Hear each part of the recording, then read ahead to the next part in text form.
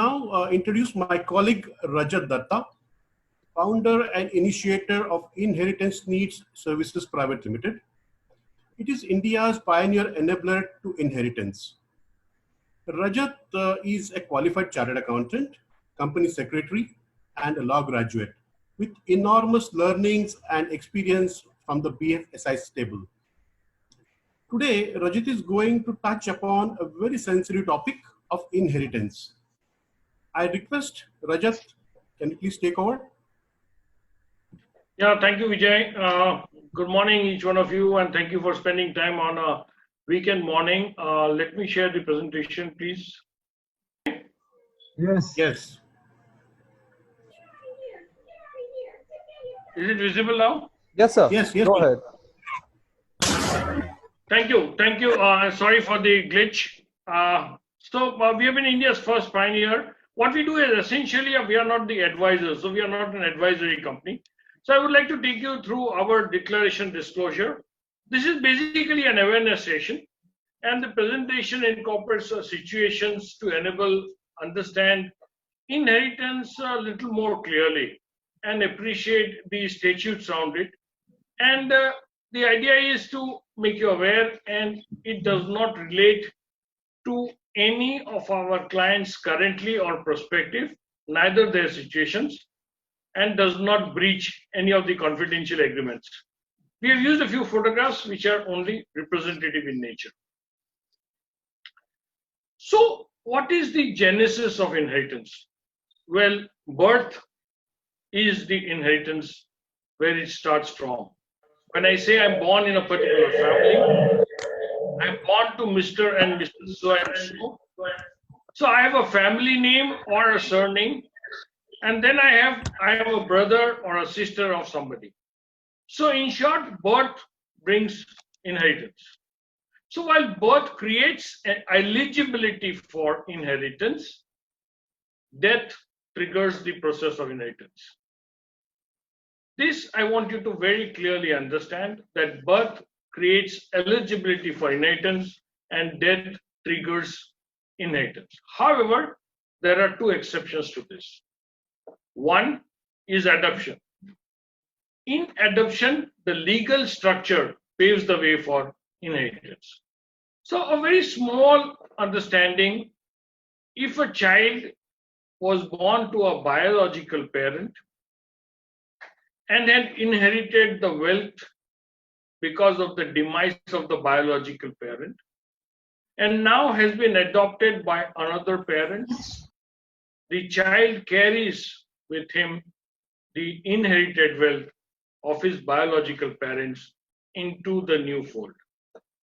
Similarly, in India, post-marriage, women get woven into the social fabric arising out of the wedlock, and hence they enter into the family inheritance. Now I'm going to ask you for a 2-minute, it's a teaser. Please try to understand, who are you? Try to look within, do an introspection, and tell me, who are you? Well, are you a parent or a grandparent or a guardian of Generation Y? The Generation Y are people who are born between 1980s and 1990s. They are guys who are highly educated, very aggressive. They are backpackers. They like to live for the day. They are used to high quality of lifestyle. They are extremely self-centered and socially little responsive. And they are not least bothered about the future. They are a consumer-oriented tribe. This is the young generation that we are. So are you a parent or a grandparent? Yes. Or a guardian? Yes. Let's go to the next. Are you one of these who is a generation senior or a Gen X, who was born post-war World War II, 1942 and henceforth? Who are these people? These are the people. Sorry.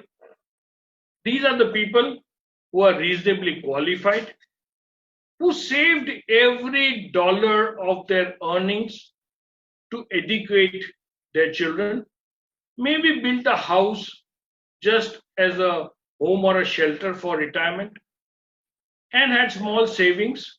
Now, because of that house has now become part of the city, or the city has developed, the value of the house has increased. They never had vacations, leave aside foreign vacations, and they have never high aspirations, except they wanted their children to get educated and do good things in life. Not many of these type of people have inherited assets from their parents. And the last, but the most important, if you are neither of those two, then you must be this. Who's a Gen X? Born between early 60s to the late 90s, 70s. Who are these people? These are the people who are blessed, highly qualified, did extremely good in business and profession, got all the advantages of the financial markets. They had ESOPs, they had shares, they had debentures, they had real estate to play with, they had a booming stock market, and they made big money. They not only increased or enhanced their lifestyle, what they essentially did was also to go into foreign vacations and wanted their children to have foreign education.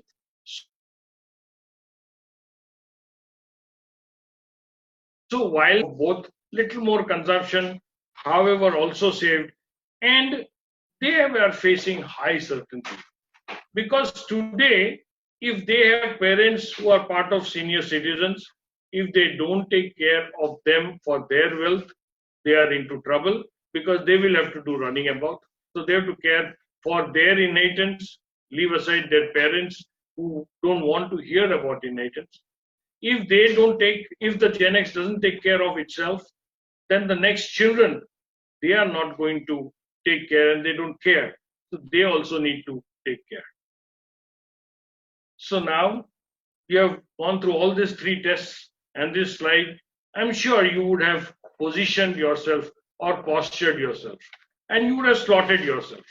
Now, having slotted yourself, let's deal with all the hard work which resulted into savings, then investment into assets, and creation of wealth. What happened to that? Will it be of use to you and to your family when you need it the most? And also, after you, what? This is the start of thinking about inheritance. We all know life is uncertain, but death is certain. While each one of us here plans for an anniversary or a birthday party or a vacation and do research on what is the position of Mount Alps in Switzerland when we are scheduled to go there. But do we think that all these are definite events? But life is such, which is sure, but you don't know the timing. It's a timing issue. Today, tomorrow, day after, someday, sometime, for sure. So what we think, you must not leave anything to chance. And why have a indecisiveness between yes, no, and maybe? I am not trying to scare you, participants. The whole idea is to tell you how you need to look at it.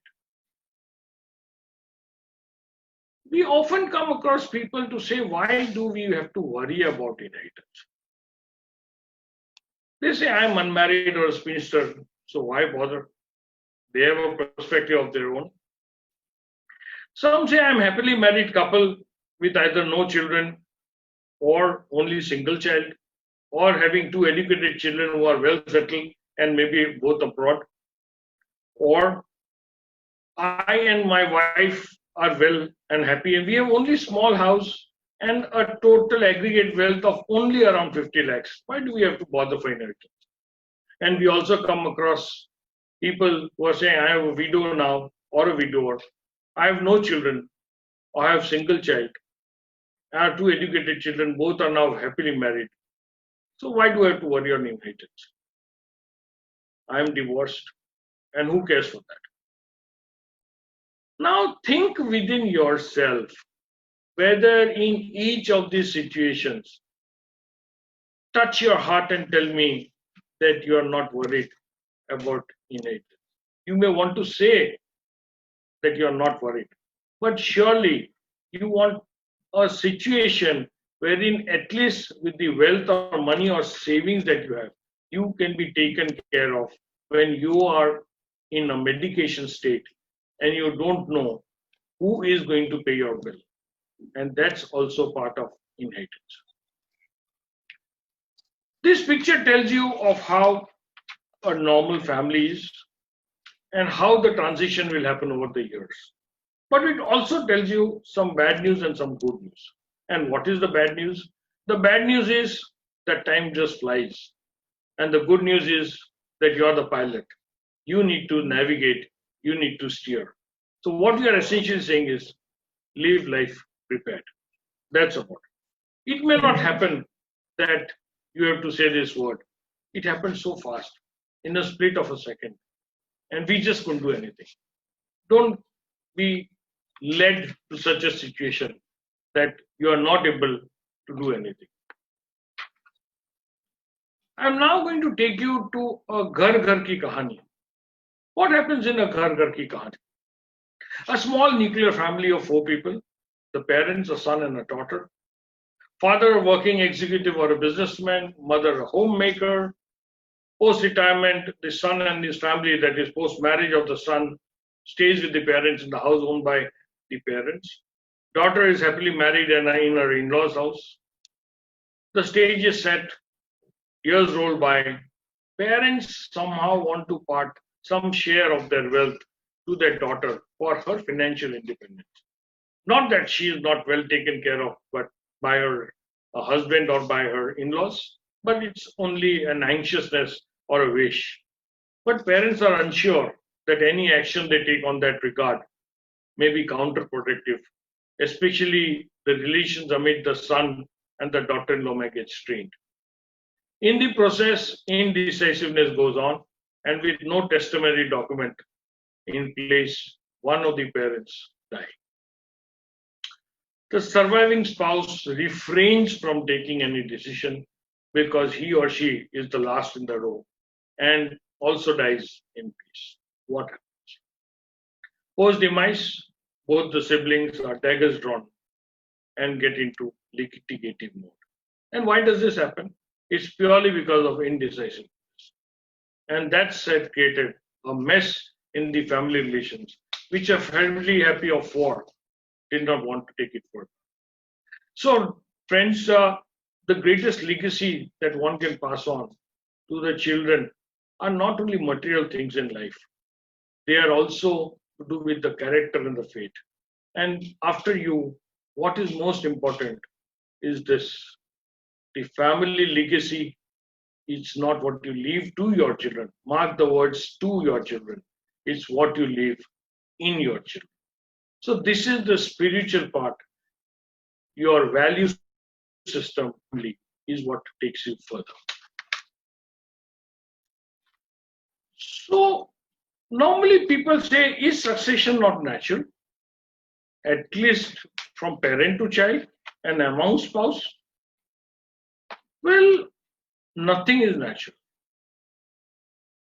A parentage is natural, a father and a mother and a child is natural, but succession is not natural. So how does it say? Well, inheritance is the practice of transferring ownership and rights and obligations to the legal heir of the person who has died. It involves 2 things. There must be current ownership and beneficial ownership, and also that there must be death. And it can pass through 2 ways, either through a testimony document, which is the most relevant and most commonly used is the will or a trust or any other structure. And the next, if there is no testimony document, then it follows the rules of succession. This is very, very important. And hence, I am now changing my gear and taking you to the serious part of the webinar.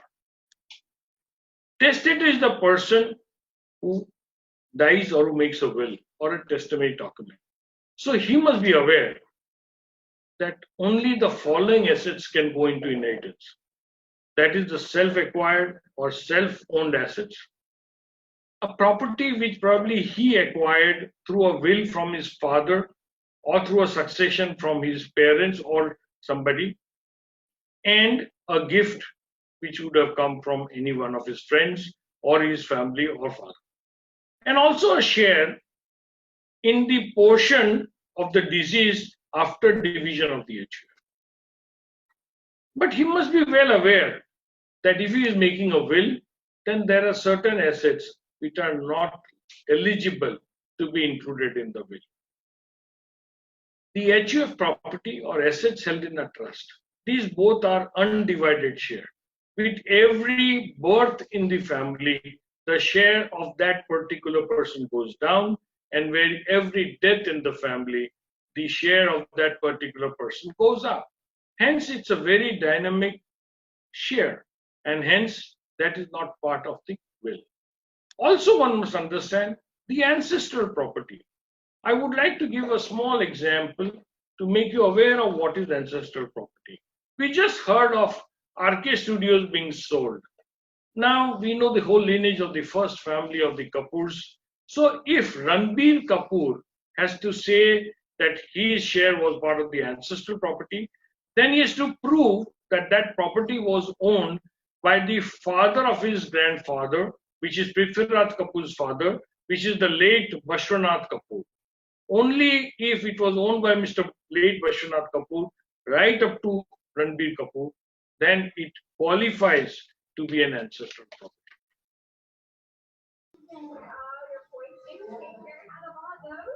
Now can you see it? Yeah, sir. Good to go. Okay. Sure? Yep, sir. Good to go. Please. Okay, great. So preparedness is depending also on the testator's wishes and intentions. Few plan inheritance through simple ways, and the modest means of doing it is through a will. And few use things like structures for tax purposes and tax planning. So what if there is no testament document?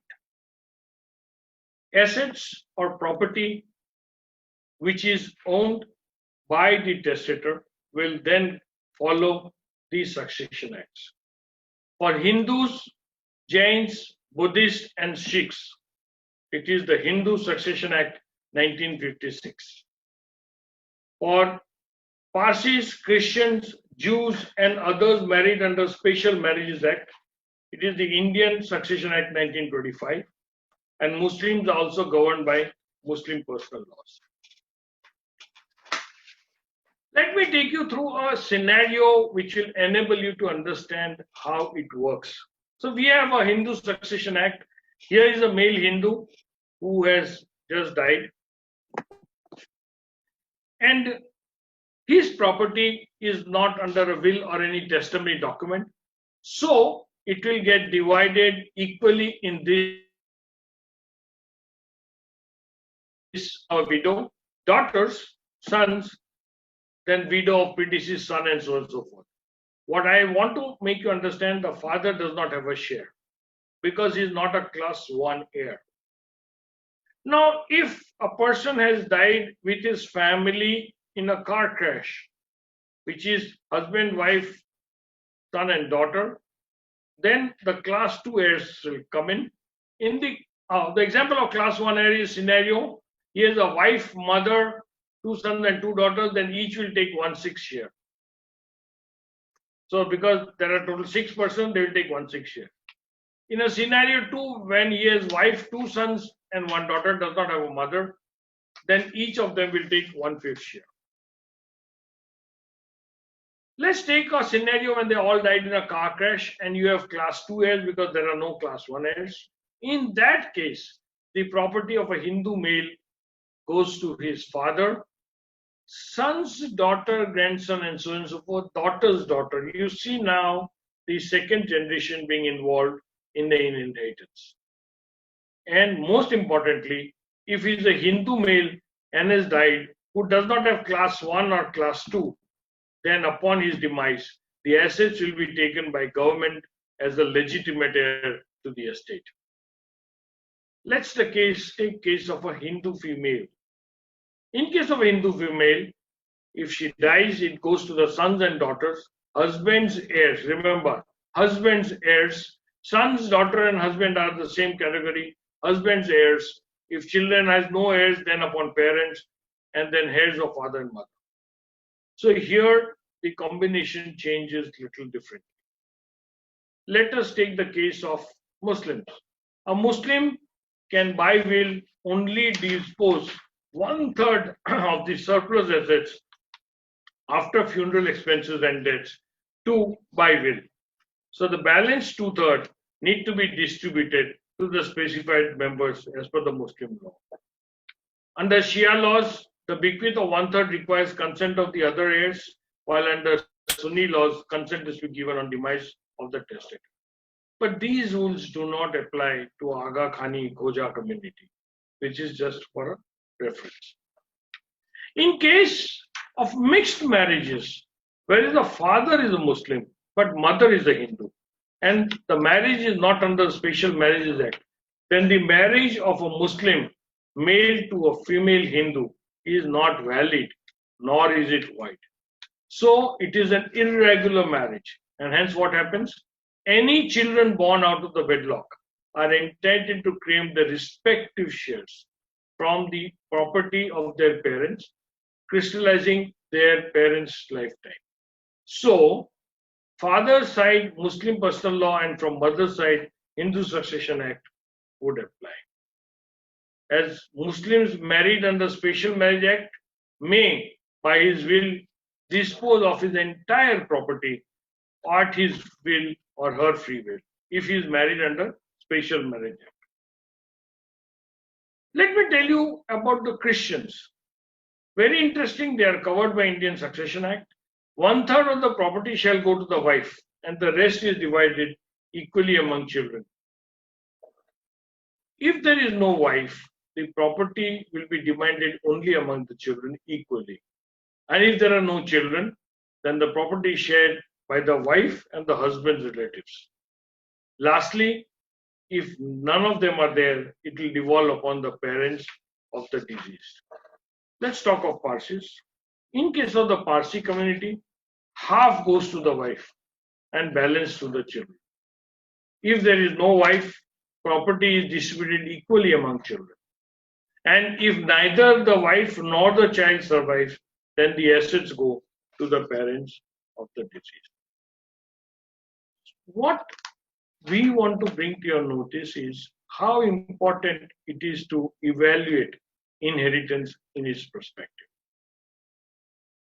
We often say that having a nomination registration is adequate safety for inheritance. However, let me tell you, a nominee to a bank account does not have the rights of a legal heir. A nominee to an insurance policy acts only as a trustee. A nominee in case of mutual fund is only a custodian on behalf of the legal heirs.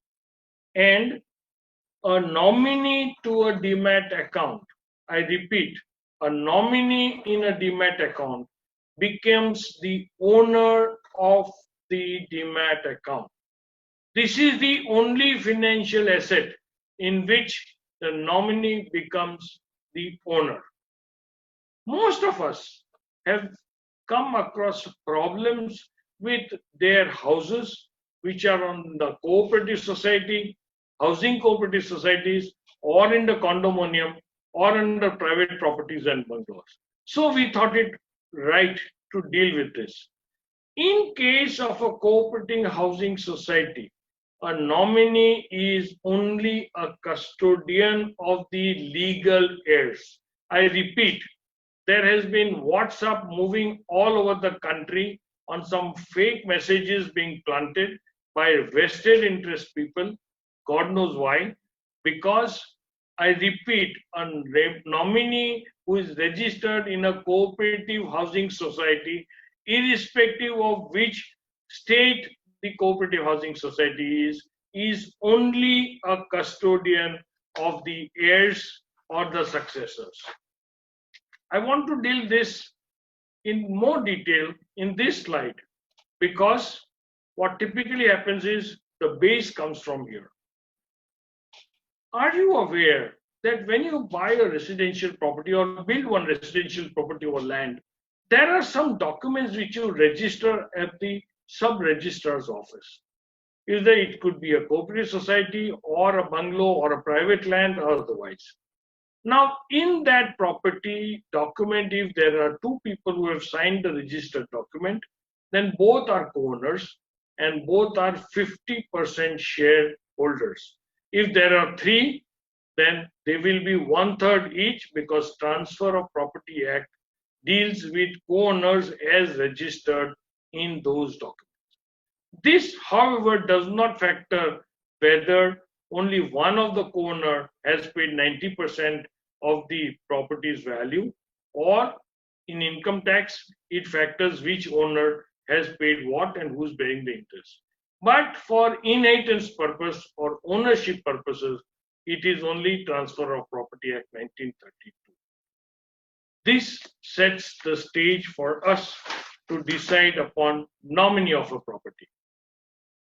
In a very famous case, it is said at the Supreme Court that at the point that Supreme Court decided that the rights of nominees can prevail only over that of the successor. Which at no point of time Supreme Court decided that the rights of nominees will prevail over successors, means the successors are and heirs are the rightful owners. This was in a West Bengal Act. Let me tell you, every state has its own Cooperative Housing Societies Act.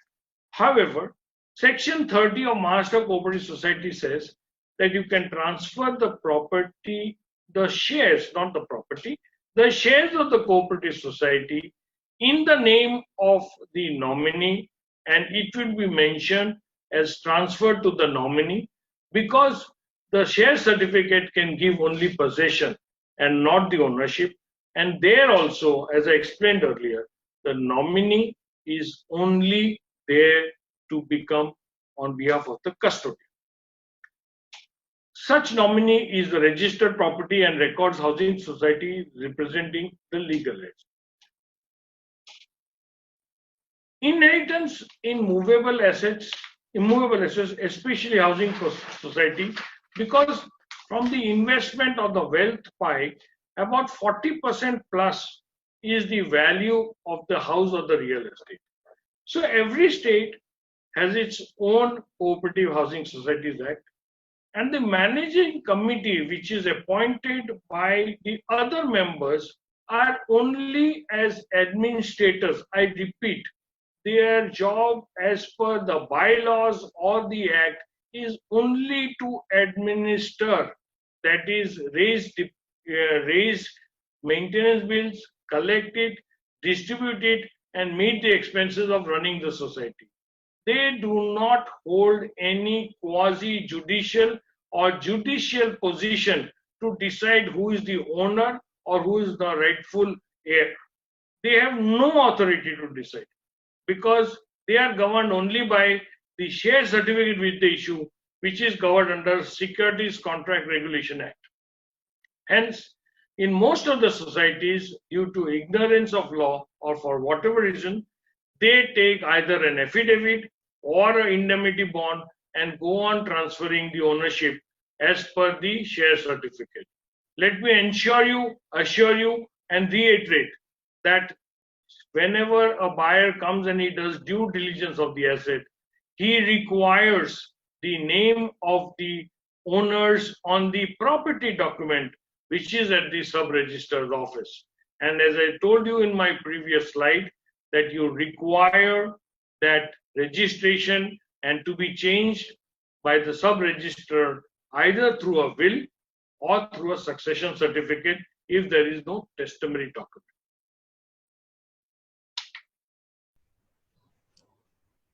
Okay, so the next one talks about, can NRIs and PIOs inherit Indian assets?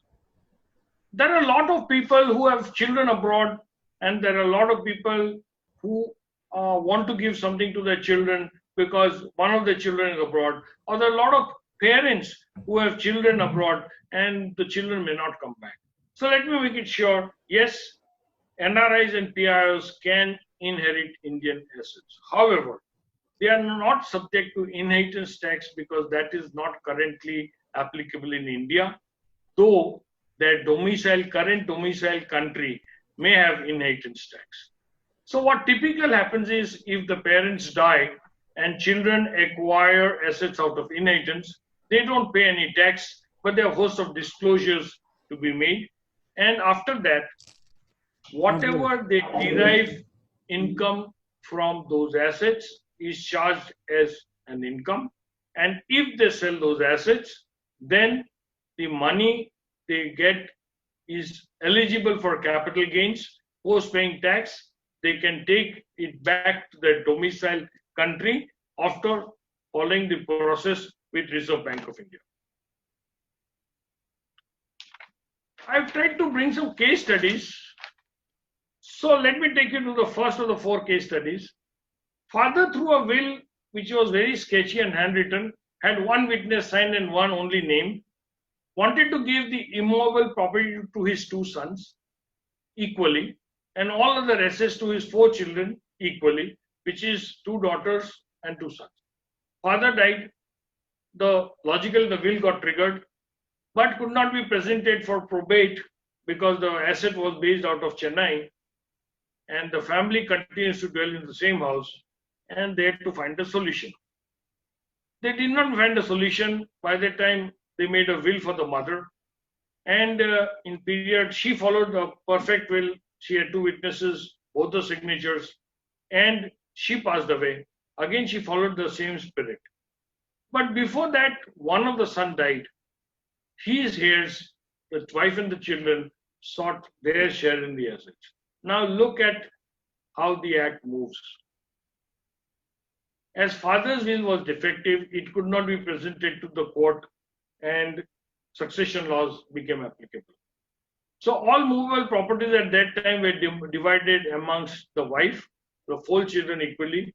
So 1/5 each went on to everybody, because the will can identify assets differently, but succession says all assets, and hence each of them got 1/5. So when mother made a will, she could will only what she got. So 1/5 of her share went into 2 sons. So 2 sons got 1/10 of the house, and the other assets got 4 equal to 4, so 1/20th to each child. So you can see how complicated it became because they did not do inheritance. Let's take the second case study. The father, through a will, bequeathed his flat to his wife, which is the mother in this case, and the mother also did a will and bequeathed the flat to her children, son and a daughter. Now the father died, the will got triggered. As the property was in Mumbai, probate had to be taken. Mother approached the management committee, and because of an affidavit and bond, the indemnity bond, and no objection from the children, she got the share certificate transferred in her name. And then she also made a will, and post her death, children followed the same suit. Unfortunately, today they have gone into a redevelopment, and the redevelopment authority tells him that you are not the owner. You become the owner first. We are ready to sign the agreement with you and give us the flat. Though the RERA Act very clearly says in such a situation there is a provision, but that provision will give him temporary ownership and possession, but not full-fledged absolute ownership as they require. So these are some of the nuances typical to a case.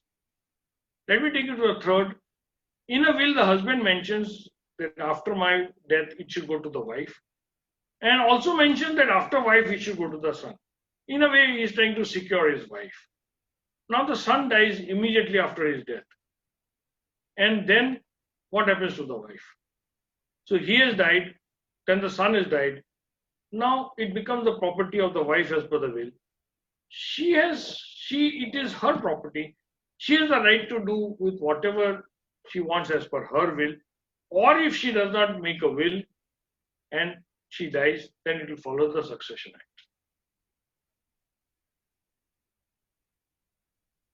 The last case is the testator goes missing and he is presumed to be dead.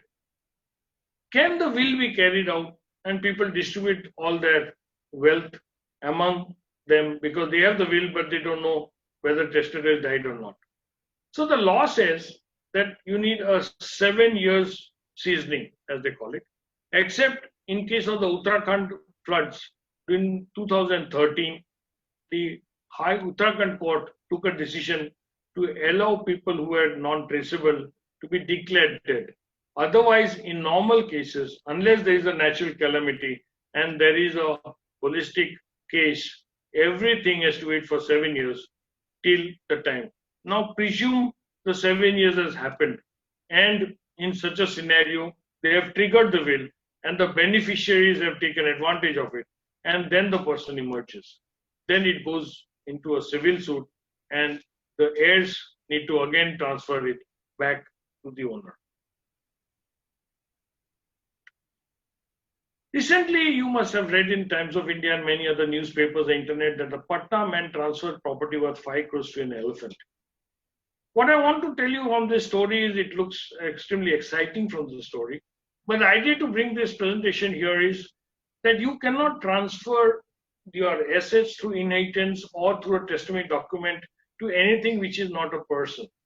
And hence, he had to say that he is doing it through an NGO which is named up as Eravat. So he has transferred the asset to an Eravat, which is an NGO, and they will take care with that value of the elephant. This is the only reason why I brought it here. I want to tell you a very unique case wherein there were 13 claimants to a 400 crore property. 6 of the claimants say that they are Charanjit Singh, and each of them claimed that they are the son of Nandi Singh who died. So this is based in Uttar Pradesh, Punjab, and Uttarakhand. Land disputes have gone more in Gurgaon, and now out of the 13 people, they have to find the actual Charanjit Singh. So the court is in a flux because they need to find the actual Charanjit Singh, while people believe that the actual Charanjit Singh could be dead and gone.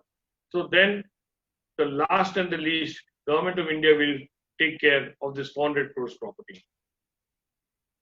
What I want to say, thank you so much for your willingness to hear us. We'll be happy to host you on our website because in our company, what gets measured gets managed. Question and session. Over to you, Vijay. Thank you. Thank you, Rajat, for the insightful presentation.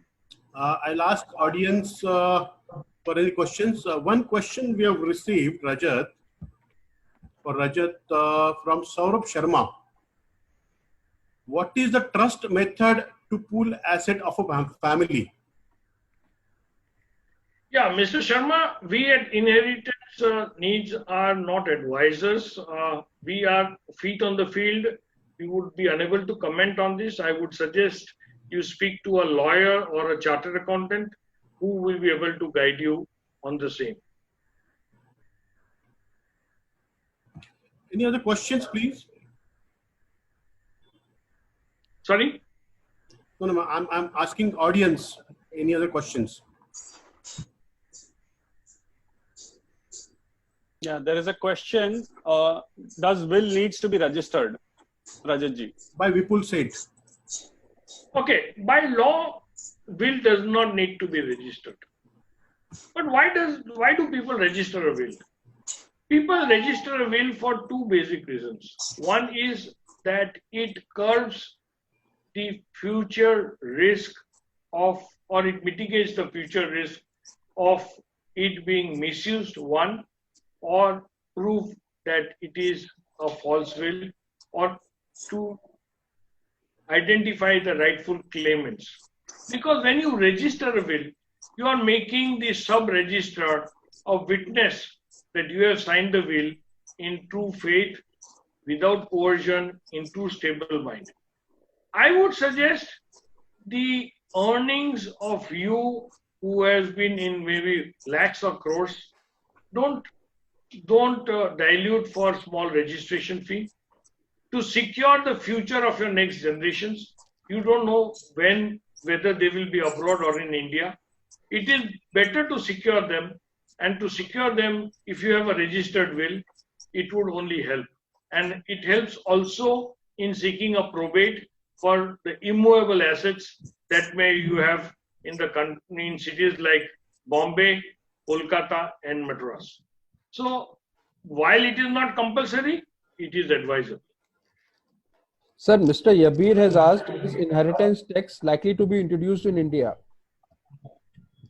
Well, I think that only the central government can take a call. We would know as much as you know, sir. Sir, Mr. Anuj Rati has asked, should will signing be video recorded? So we have seen many people who say that will needs to be video recorded. The Act does not provide for any such provision or stipulation. What the Act says that you need to have witnesses, you need to have attest the witnesses, and they should be signing with you. A video recording could be an additional evidence, but if you register the will in the registrar's office, I don't think video recording is so much required, because the registrar has recorded not only your biometrics, but also the biometrics of the people who have witnessed or attested the will. So though a lot of advisors and wealth managers have been wanting it to be video recorded, well, yes, that's a problem, which I think it's individuals' way of looking at it. But as per the law, it need not be video recorded. So somebody has asked, in Pagdi system, is will valid? Okay, so a very interesting question. In fact, well, let me tell you, a Pagdi is not an asset at all. What is Pagdi? Pagdi is a agreement or a contract, whether formal or informal, of a right to use the property at a particular price payable monthly.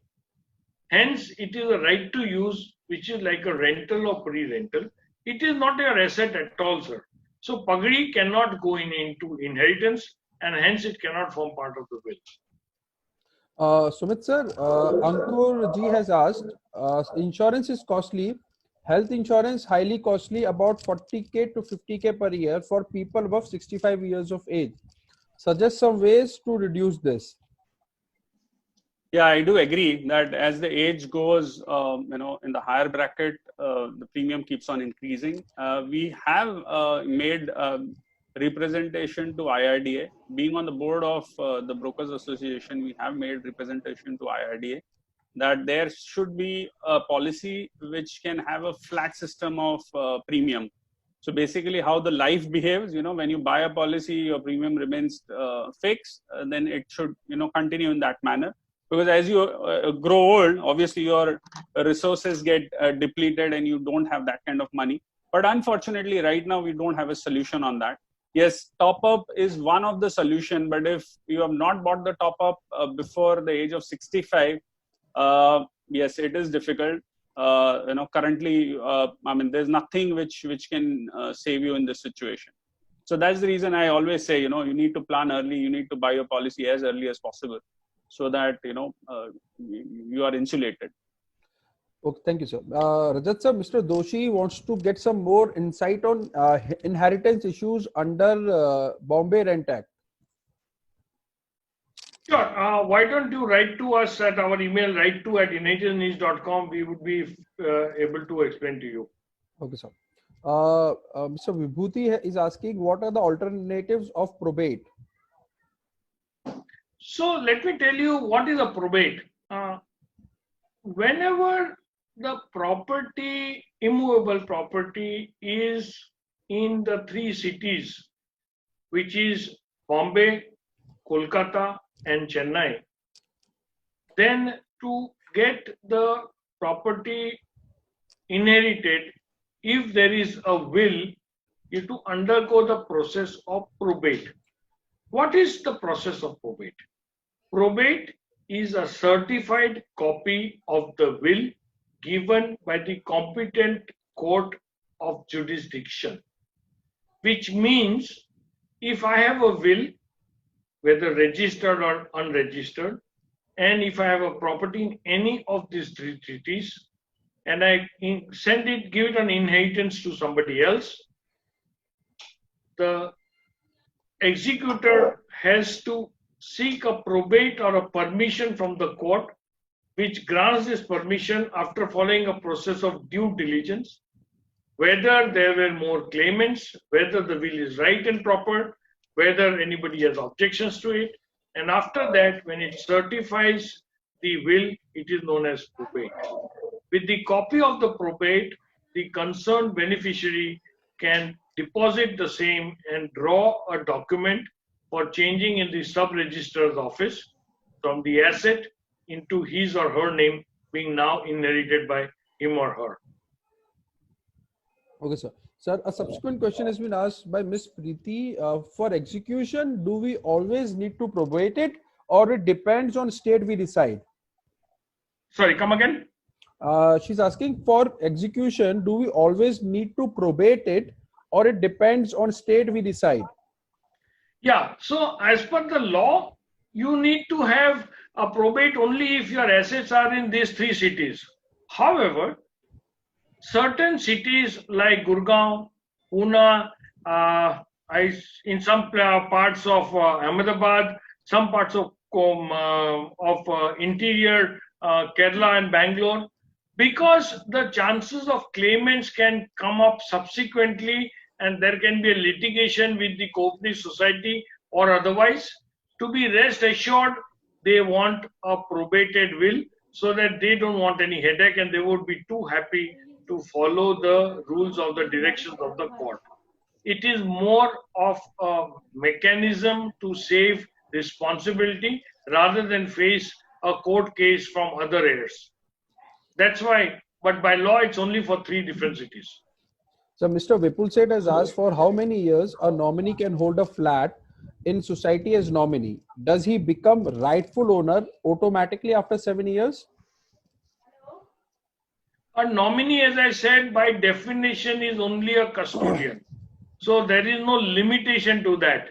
So a nominee again cannot choose another nominee. So if my parents have made me the registered nominee and I am staying in the house paying the bills of maintenance, but I cannot include this as my will and give it to my son or daughter. So after I die, basically I cannot register a nominee because a nominee cannot register another nominee. Okay. Only an owner can register a nominee, and a nominee is a custodian of the heir. So he is not an owner. So technically a nominee cannot have a nominee. Okay. Sir, Ms. Tanya has asked advice on important points for drafting a will. Well, I think we have not covered will in this presentation. We'll be too happy to make a special, because on will I can again speak for 1.5 hours. There are a lot of intricacies. I think there are a lot of articles on wills. If you still want some directions, let us know. Our email ID is there. We'll be happy to share with you. Mr. Modi has asked, apart from will, during your existence, can you make any other document to transfer your property to be effective only after death? I again want to repeat it. Can you tell me, repeat it, please? Yes, sir. See, he's asking, apart from will, is there any other document to transfer your property to be effective only after death? Actually, for a gift to be done, both the people should be alive. So you cannot do a gift. If you do a trust, then the will falls through. The will gets automatically cancelled. So after death, only one. This is the only document available which gets triggered after death. Okay, sir. So there is no other way other than a will. You cannot make a gift today and die tomorrow and say that it will be effective only that.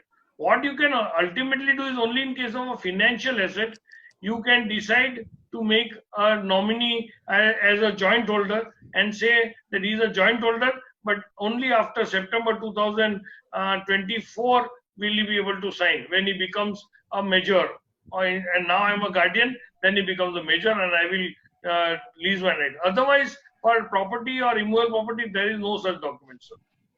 Okay. Sir, this is a long question asked by Ms. Khushbu. if the owner of company has decided to sell the company at a particular price, but the procedure to sell is still under process. So does their wife or son, after the death of the owner, has the right to change the value of the company as agreement for selling the company is still not finalized? So I think it's a very good question which has part of Companies Act. I'm presuming this company is a unlisted company. If it is a listed company, the complications are a little more, but let's presume that it's an unlisted company.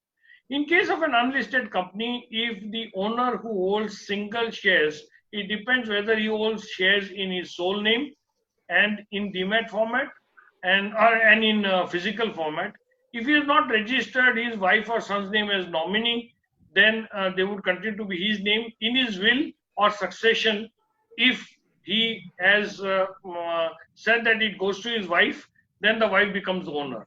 However, when a share purchase agreement or a MOU is signed by the prospective buyer from the prospective seller, they always say that includes Mr. So and so as owner of so many shares, his assigns and his inheritors or relatives, and hence he will be bound by that agreement to perform.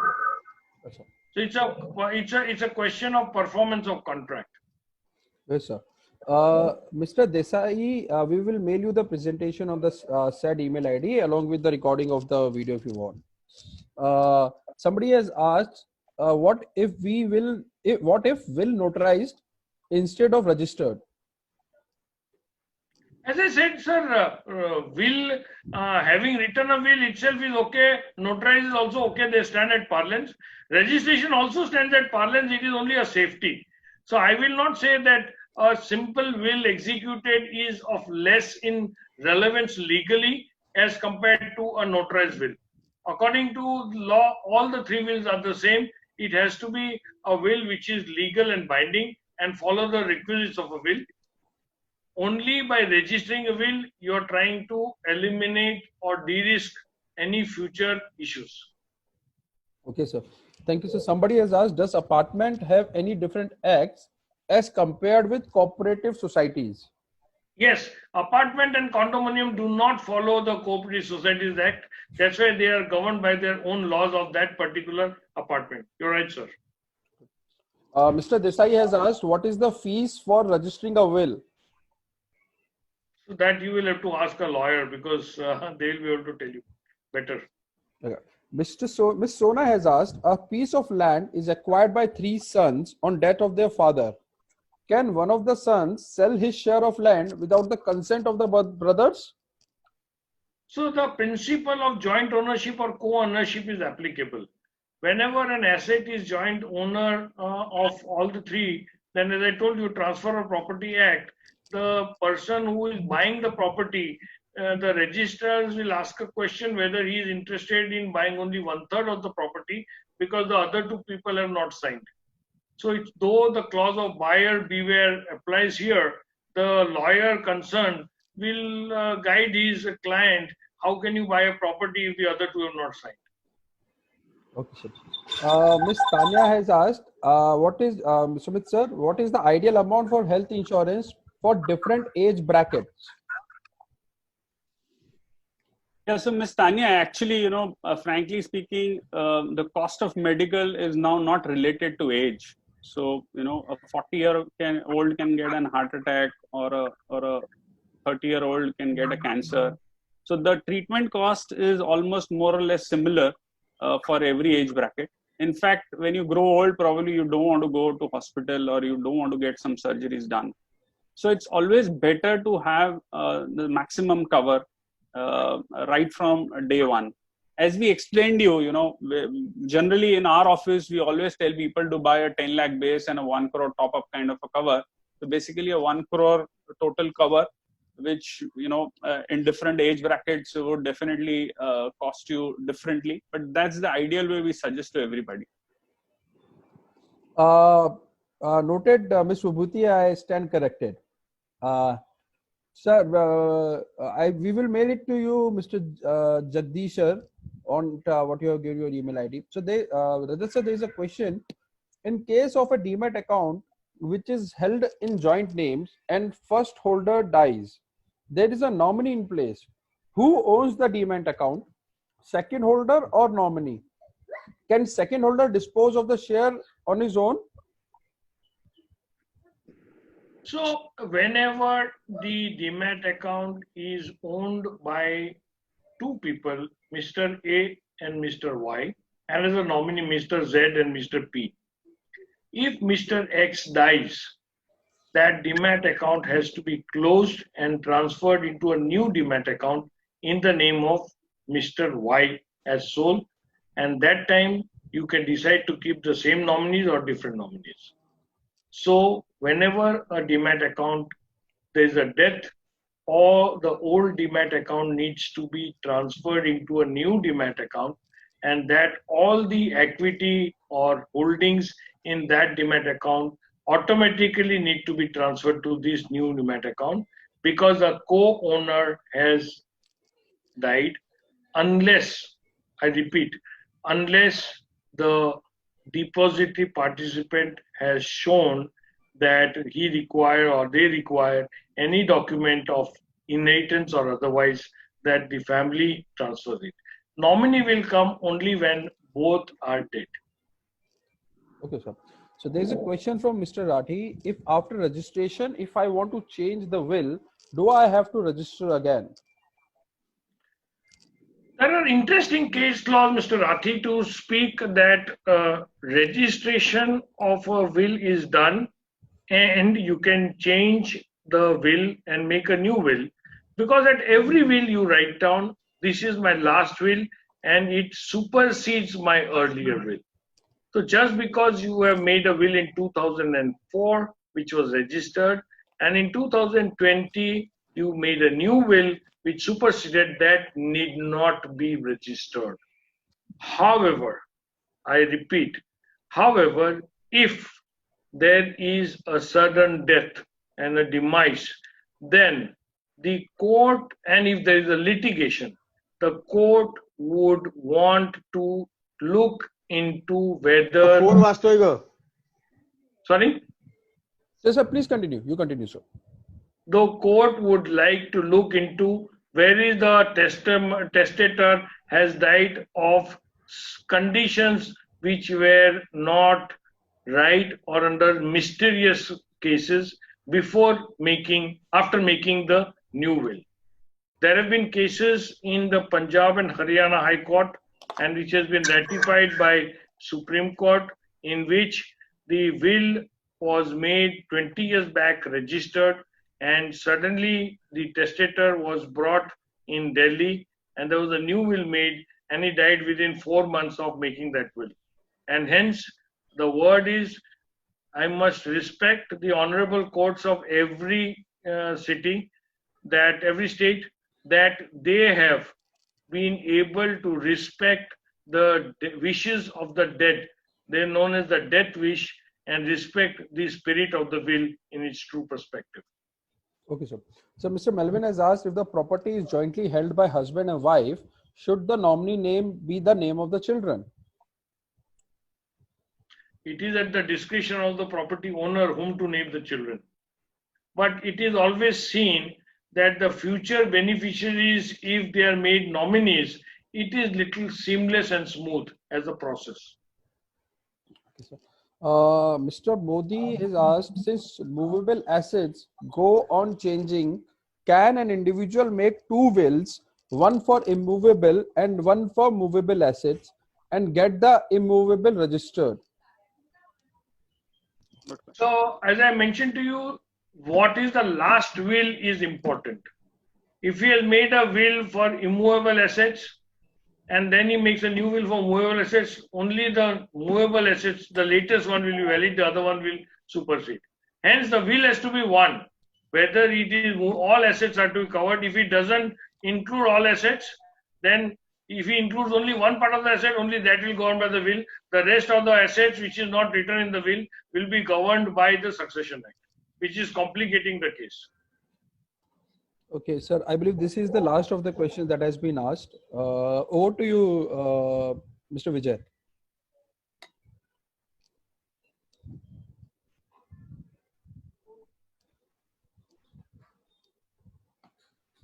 And any more questions from any of the participants, please?